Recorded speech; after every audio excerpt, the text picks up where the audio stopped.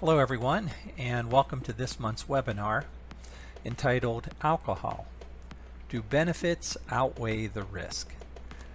This is Gary Sams, the Chief Wellness Officer for Ebix Benefits Administration and Wellness, and as always I'm pleased to be with you this month to talk about another health topic hopefully of interest to you. And this topic of alcohol and should we consume alcohol or not, this isn't a topic that we've covered before, I don't believe, and it's an important one, and it's something that I think each one of us as an individual has to make a decision about that.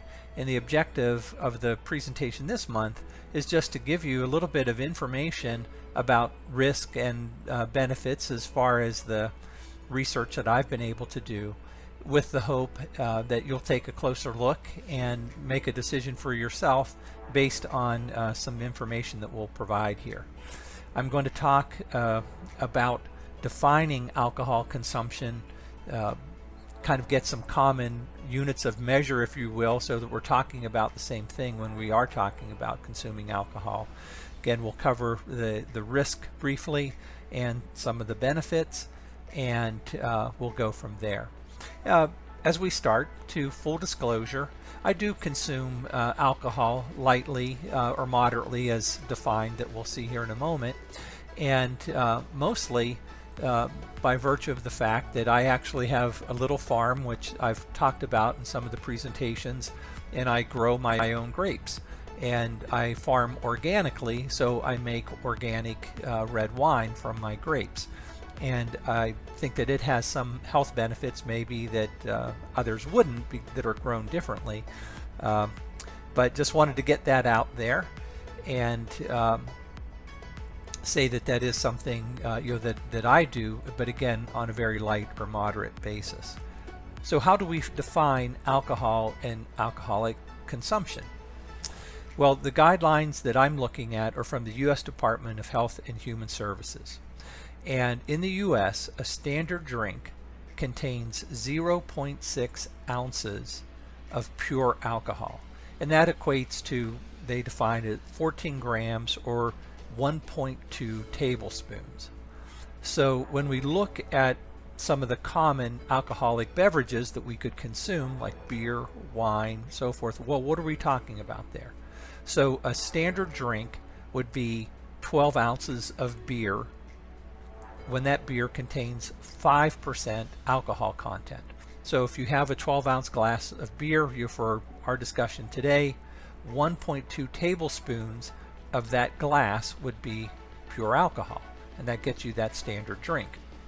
When it comes to malt liquor, because it has higher alcohol content, 7%, that would be 8 ounces. Or wine, again, higher alcohol content, 12% alcohol. That would be 5 ounces of wine. And then when we think of the distilled spirits, those are things like gin, rum, vodka, whiskey. A standard drink would equate to 1.5 ounces of 80 proof or 40% alcohol content. So those are some common units of measure that we can look at.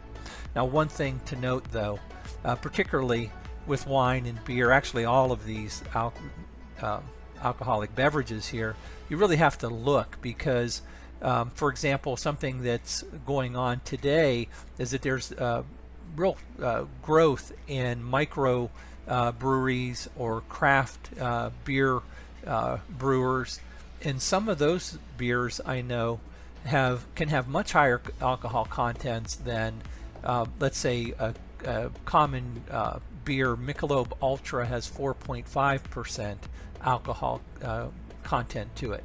Well, some of the craft beers, again, they can be 10% or higher. So it's important to look and to ask, what is the alcohol content of the beverage you're consuming?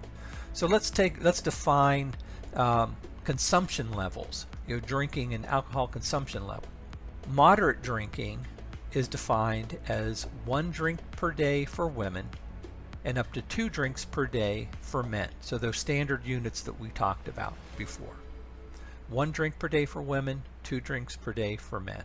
And the difference that you usually see a difference between men and women, and that's largely because males and females process alcohol differently. We have different physiology and biology, and so there's a difference in how we process alcohol. And of course, if you're a female and you're expecting, that's you're in a different condition, in a different state than normal, and you should definitely think very hard about alcohol consumption, even though that might be something that you normally do. Most health professionals would suggest that you don't partake of alcoholic beverages when you're expecting. Heavy drinking is defined as 8 or more drinks per week for females, and for men 15 or more drinks per week. Binge drinking, and they say that's the most common form of excessive drinking, is defined as consuming, if you're a female, 4 or more drinks during a single occasion, and for men 5 or more drinks during a single occasion.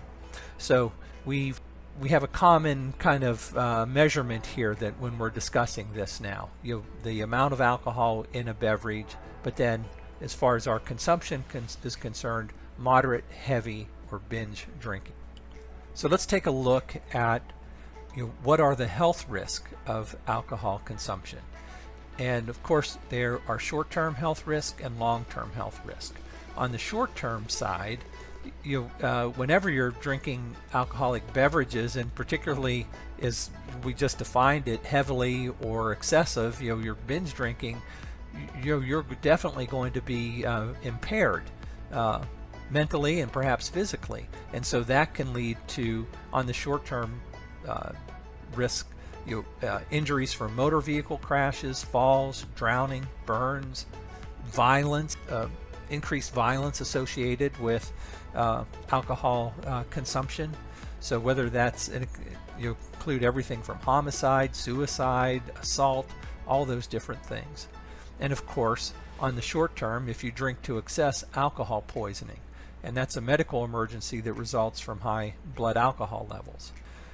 Now, on the long-term side, and I'm thinking for most of us, that's more, we understand the short-term risk of drinking alcohol to excess. But on the long-term side, what are those health risks?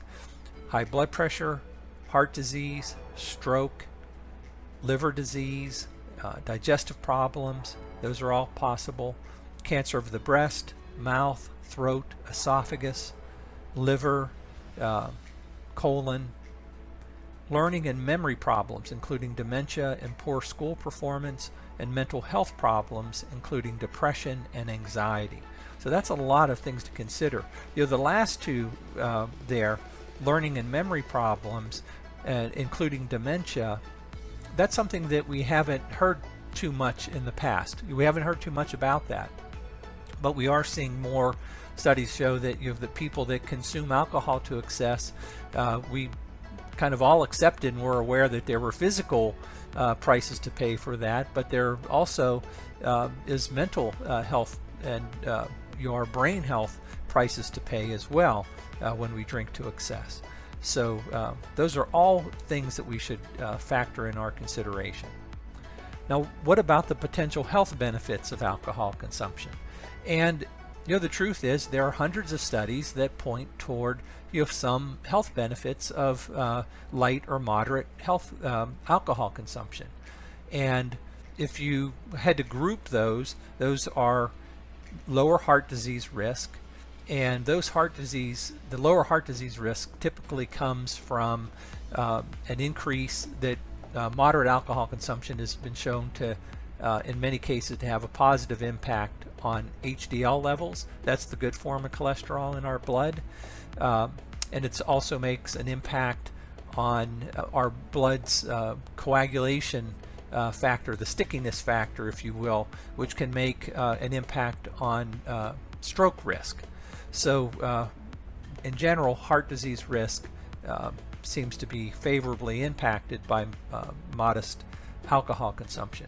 Lower risk for type 2 diabetes, and now this is a contrast to what we were just talking about in long-term risk, but a recent study showed improved brain functioning by improving blood flow and the lymphatic system. And the lymphatic system, it's like the lymphatic system for the brain, and so it's responsible for clearing out kind of byproducts and result of brain processes, metabolism and so forth that's required. And it seems that alcohol, modest alcohol consumption, can make a positive impact in that. Now, in the research that I did, when it comes to thinking about the benefits of alcohol consumption, something that really stood out to me was that it wasn't so much what you were drinking, whether you were consuming beer, wine, malt beverage, or a mixed drink or something like that.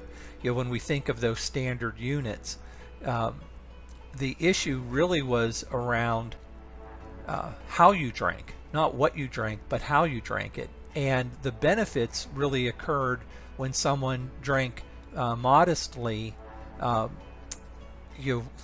or 5 days, having one beer or something like that, a glass of wine, 4 or 5 days a week, as opposed to on a weekend, having 4 or 5 beers, that heavy drinking that we're talking about. So it was more important for the alcohol consumption to be spread out over time, even though, in the course of the week, it may be the same amount of alcohol, 7 beers on Saturday or a beer every day of the week, but those aren't the same things. So the impacts are different, and to receive the health benefits, it had to be kind of doled out, modestly over time. So that's important to know. So we're kind of wrapping this up here, and I apologize, we're going a little longer than we have in some weeks in the past. Do the risk outweigh the benefits? So it really comes down to the individual, the person asking the question. And so I've listed some characteristics here that you should consider when coming up with your answer. The first one, age. So we mentioned that many studies show a benefit on reducing risk for heart disease. Well, that's related to age, though. If you're 25 or 30 years old, chances are you have low or little risk for heart disease at that point. So drinking that glass of wine 3 or 4 days per week really isn't going to make an impact on your heart disease risk.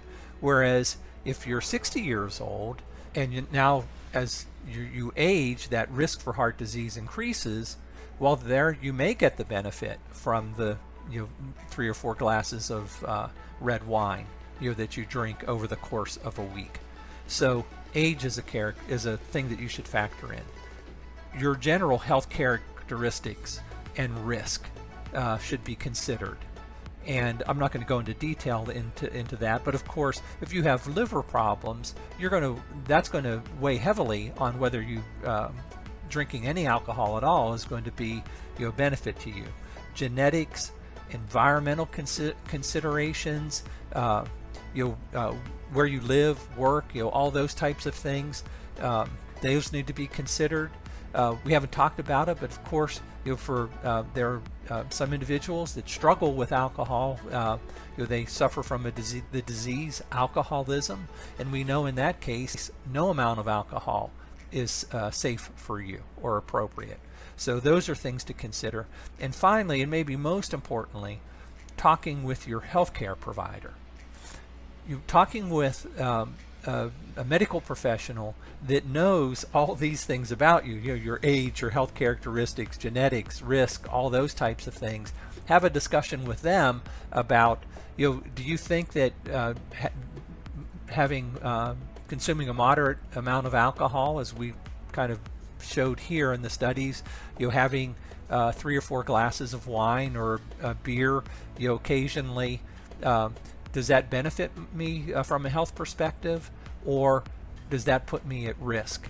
Having that type of discussion with them is what I would recommend, because again, that's going to give you specific to your situation and concerns. By nature, obviously, these types of programs are forced to kind of be to generalize and be general, but we're individuals and we need to make these decisions for ourselves. And so that was my objective for this presentation. We hear things in the news and media, yeah, having a drink now and again is good for you. No, never drink alcohol. Alcohol is bad for you. So there's some conflicting messages out there, and I wanted to present you with a little bit of information so that you could make that decision yourself. So thanks so much for your time and attention, and look forward to speaking with you again soon.